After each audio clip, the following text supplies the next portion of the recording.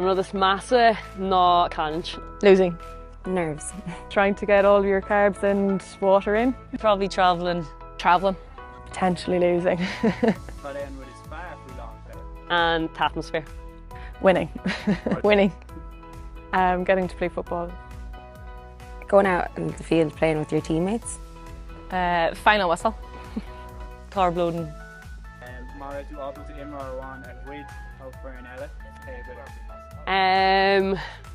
Amy Mackin. Amy Mackin. Amy Mackin. Caroline Hannon. Leah Caffrey. Supposed to go Emer Smith. Maybe Hannah Terrell or Amy Mackin.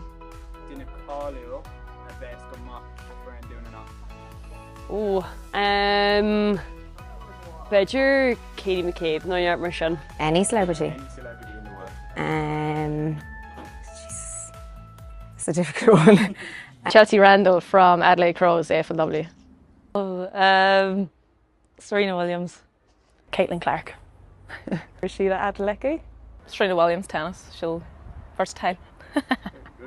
I'll go with Charlene Maudsley.